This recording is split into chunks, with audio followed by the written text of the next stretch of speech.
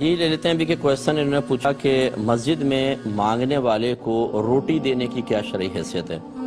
دیکھیں، جو سائل مسجد میں کھڑے ہو کر بلند آواز سے اپنے لیے سوال کرے، اسے چاہے کسی بھی شکل میں آپ کچھ دیں، یہ گناہ ہوتا ہے۔ نہ پیسہ دے سکتے ہیں، نہ روٹی دے سکتے ہیں۔ ہاں، اگر وہ خود وہ نہیں کہہ رہا بلکہ ایسی چپ چاپ جس سے کھڑے ہو کر باہر پہلے کھڑا ہوا، باہر جا کے دروازے کے پاس کھڑا ہو گیا، بولا نہیں ہے، اب آپ اگر سمجھتے ہیں کہ واقعی وہ مستحق ہے، جو اکثر ہوتے نہیں ہیں،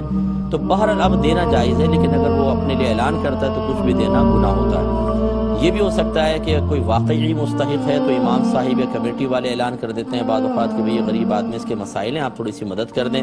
ایسی صورت میں دینا بھی شرعاً جائز ہے، بلکہ اس طرح تو نبی کریم صلی اللہ علیہ وسلم کی طرف سے بھی ترغیب دینا ثابت ہے کہ بعض صحابہ کی امداد کے لیے سرکار نے صحابہ کرام کو اس طرح ارشاد فرمایا ہے۔ لیکن جب سائل اپنے لیے کویسچن کرتا ہے تو پھر فقہاء نے اس کو منع کیا، بلکہ یہ فرمایا کہ اگر کوئی ایسے سائل کو دے،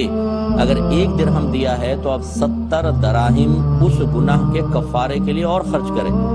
یعنی یہ مبالغتاً سمجھا رہے ہیں، کوئی ایسے پریکٹیکلی طور پہ آپ کو کرنا تو نہیں ہے، لیکن یہ سمجھا رہے ہیں کہ اتنا بڑا گناہ ہے کہ اب آپ اس کا کفارہ بھی ادا کریں۔ تو اس لیے اگر کسی نے ایسا دیا ہے ایسے سائلین کو، پہلی بات یاد رکھیں یہ پیشہ ور ہوتے ہیں، ان کو دینے کا کوئی ثواب نہیں ہوتا۔ میں بارہا سمجھا چکا ہوں کہ آپ یہ کہتے ہیں کہ جی ہم تو اللہ کے لیے دے رہے ہیں حسن ظن قائم کر کے، اس کا مطلب اگر حسن ظن قائم کر کے اللہ کے لیے کسی ہیروئن کو ہیروئن پکڑا دیں، کسی کڈنیپر کو سامان فراہم کر دیں، کسی گن پوائنٹ پہ موبائل چھیننے والے کو میں ٹی دے دوں کہ چلو یار بیچارے کے پاس روزگار نہیں، اس طرح کر لو، تو کیا یہ شرعاً جائز ہو جائے گا؟